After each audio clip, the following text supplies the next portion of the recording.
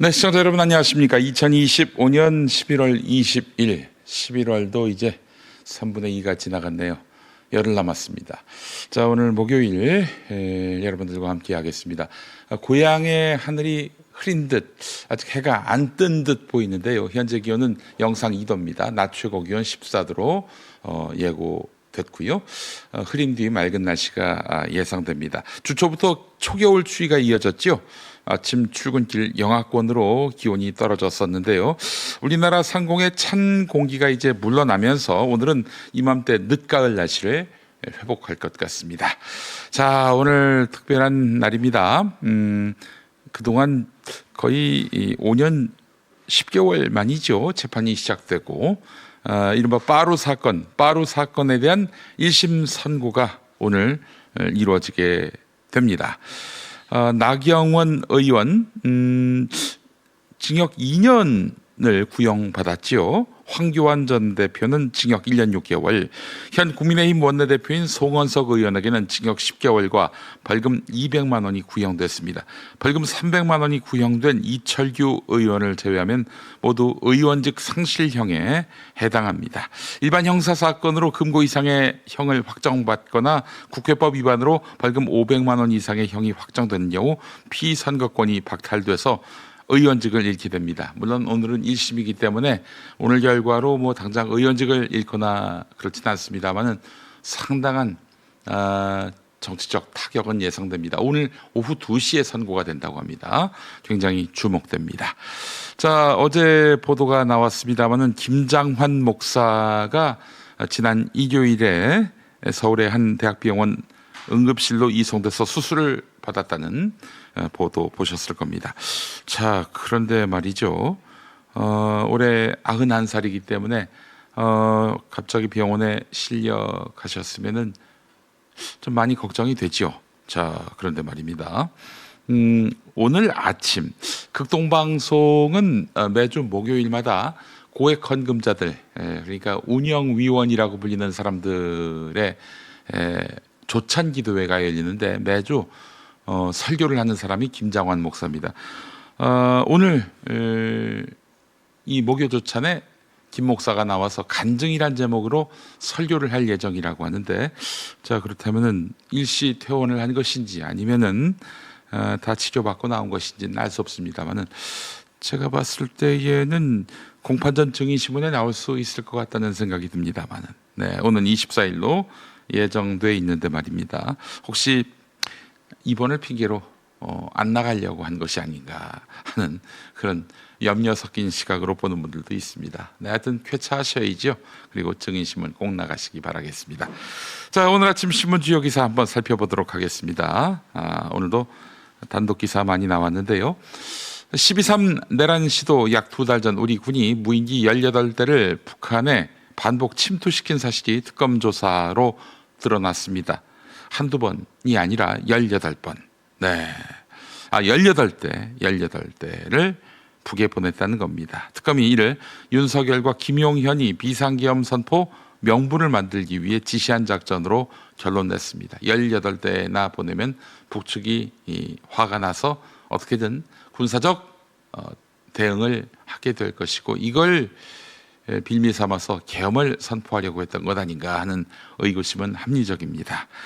김용현은 합참 지휘를 건너뛰고 독자적으로 평양 무인기 작전을 설계했고요. 평양 원산 남포 개성까지 침투가 이루어졌습니다.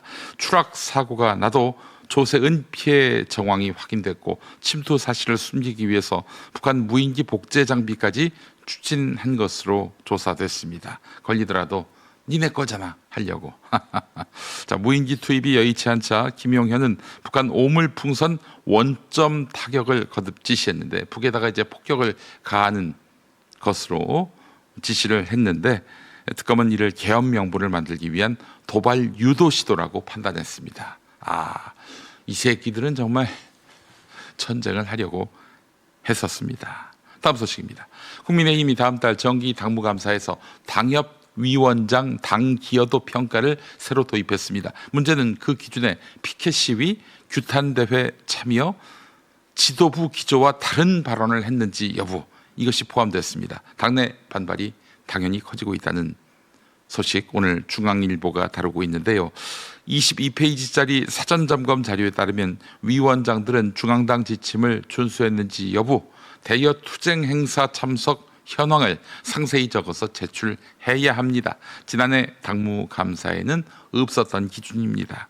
장동혁 대표가 강조해온 당성 강화 기조와 맞닿아 있고요. 당은 이번 감사 결과를 원외 당협위원장 교체 근거로 활용할 계획입니다. 그러나 강성 투쟁만이 정답이냐, 소신 발언을 막는 검열이라는 비판이 의원들 사이에서 나오고 있습니다. 아니 그 당은 공산당 닮은 당 아닙니까? 당성을 강조하는 거 보니까 말이죠. 곧 없어질 땅에서 하여간 수고들이 많습니다. 다음 소식입니다. 한강 수심이 급격히 낮아지면서 한강 버스가 항로 운항 중에 강바닥에 닿은 사례가 8건, 선저 접촉 추정, 이물 관림이 7건 발생한 것으로 확인됐습니다. 특히 15건 중에 13건이 11월 초부터 집중됐습니다. 저수심은 한남대교 상류뿐 아니라 현재 정상 운항 중인 망원, 동호대교 등에서도 보고됐고 대부분 선저 여유수심 0.8m 이하 위험 구간이었습니다. 서울시는 중대한 안전사고는 아니다 이렇게 밝혔지만 전문가들은 선저 접촉은 결코 가벼운 문제가 아니다 라면서 원인 미파악 사태로 운항하는 것은 잠재적 사고 위험이라고 경고했습니다. 자, 이 소식은 경향신문 보도였네요. 다음 소식입니다. 대법원이 노유자 시설을 불법 용도 변경해서 미인가 대안교육을 운영해온 고양자유학교의 건축법 위반을 확정한 데 이어서 고양시 일산동구가 8,600만 원의 이행강제금 부과를 예고했습니다. 이 판결로 비슷한 방식으로 운영되어 온 전국 500여 미인가 대안교육시설에 비상이 걸렸습니다. 미인가 대안학교는 교육부 인가가 없어서 학교 용도로 건축물 변경이 불가능해서 그간 마을회관, 근린생활시설 등을 개조해서 운영해 왔습니다. 대안교육계는 수십 년 동안 이어온 생태계가 무너질 수 있다라며 제도적 대안을 촉구하고 있고 고양자유학교는 이행강제금 산정에 이견을 제시하며 지자체와 협의하겠다는 입장입니다. 자, 소식 하나만 더 보겠습니다. 마지막 소식은 서울경제신문 보도인데요. 최근 10년 동안 재정난으로 학자금 대출이 반복 제한된 대학이 60여 곳에 이르는 것으로 나타났습니다. 이 중 6회 이상 제한된 대학만 10곳.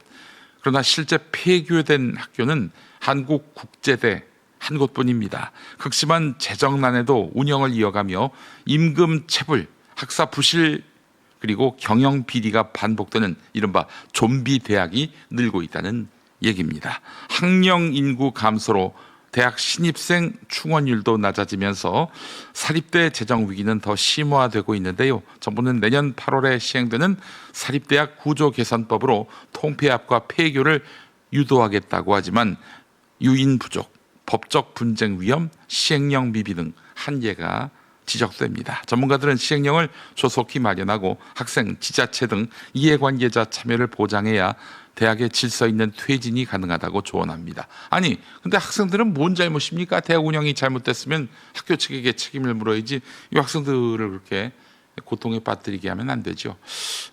장학 제한 너무 좀 과한 게 아닌가 하는 생각이 드는데요. 네. 부실대학이 늘고 있다는 것은 이건 구조적인 문제지 몇몇 대학의 일탈의 문제는 아닌 것 같습니다. 많이 안타깝습니다. 네, TV 뉴스 리뷰 이어가겠습니다. 여객선안 편의점 상품 진열대가 바닥으로 쏟아졌습니다. 좌초 당시 충격으로 배 안은 아수라장입니다. 승객이 가족과 나눈 휴대전화 메신저에도 충돌 당시의 긴박함이 고스란히 전해집니다. 갑작스러운 사고에 세월호 참사를 떠올리기도 했던 승객들. 공포 속에서도 구명조끼를 입고 침착하게 구조를 기다렸고 모두 무사히 해경 함정을 타고 목포해경 전용 부두로 들어왔습니다. 그냥 그냥 팍 소리가 났어. 그러다 보니까 우에 있는 짐들이 이제 이렇게 내려가지고 그래져 갖고 뭔 일인 거 그랬는데 이제 배가 어떻게 이렇게 부닥쳤다고. 트럼프 미국 대통령이 조지아주 현대차 배터리 공장에서 벌어진 한국인 노동자 구금 사태를 또 언급했습니다. 배터리 제조는 매우 위험하고 복잡하다면서 노동자들을 나가라고 한 건 멍청한 짓이었다고 말했습니다. They spent $1 billion to build a factory, and they were told to get out. And I said, stop it. Don't be stupid. 반도체 등 첨단 산업에는 외국인 노동자가 필요하고 이들 없이는 대규모 신규 투자가 진행될 수 없다는 겁니다. 트럼프 대통령은 공장을 돌리기 위해선 수천 명의 숙련된 인력을 데려와야 하고 그들이 미국인에게 기술을 전수해 주길 원한다고 말했습니다. 중국의 일본산 수산물 수입 금지 조치는 전격 발표됐습니다. 지난 2023년 후쿠시마 원전 오염수 방류로 수입이 전면 금지된 이후 2년여 만인 지난 5일 첫 수입 물량이 중국으로 떠났지만 불과 2주 만에 다시 수입이 중단됐습니다.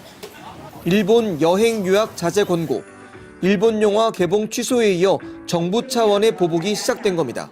我还想强调的是，近期由于日本首相高市早苗倒行逆施，在台湾等重大问题上错误言论，引起中国民众的强烈公愤。 일본이 30년간 추진해온 유엔 안보리 상임이사국 진출도 막아섰습니다. 주 유엔 중국 대사는 다카이치 총리의 발언이 전쟁을 대비하는 발언이라며 상임이사국 자격이 전혀 없다고 공개 비난했습니다. 한덕수 전 국무총리의 내란 우두머리 방조 혐의 10번째 공판. 불출석할 거라던 윤석열 전 대통령이 증인석에 섰습니다. 지난 기일 출석하지 않아 이미 구인영장이 발부된 상태였는데 재판부가 강제 구인 방침을 분명히 하자 출석한 겁니다. 강제 처분 형태로 영장이 발부되기 때문에 당사자의 의사는 고려하지 않습니다. 의사와 관계없이 집행을 해야 된다는 게 재판부 입장입니다. 윤 전 대통령은 증인 선서는 했지만 탄핵 심판과 내란 재판 조서를 참고하라며 증언 거부를 시사했습니다. 이후 답하고 싶은 질문에만 선택적으로 답했습니다. 한 전 총리의 내란 방조 혐의와 관련해선 한 전 총리가 계엄 반대 취지로 말했다고 증언했습니다. 반대하는 취지죠. 그게 반대라는 단어를 썼는지 뭐 어떤지는 기억이 나지 않습니다만은 제한테는 반대 취지로 2019년 국회 신속처리 안건 지정, 패스트트랙 상정 과정에서 여야 간 충돌 사태에 연루됐던 국민의힘 전현직 의원들에 대한 1심 선고가 오늘 내려집니다. 서울 남부지방법원은 오늘 낮 2시 특수공무집행 방해 등의 혐의로 기소된 국민의힘 송원석 원내대표와 나경원 의원, 황교안 전 국무총리 등에 대한 선고 공판을 엽니다. 이들은 지난 2019년 당시 공수처 신설 법안 등을 패스트트랙 법안으로 지정할지를 두고 민주당과 대립하다가 회의장을 점거하며 국회 회의를 방해한 혐의 등을 받습니다.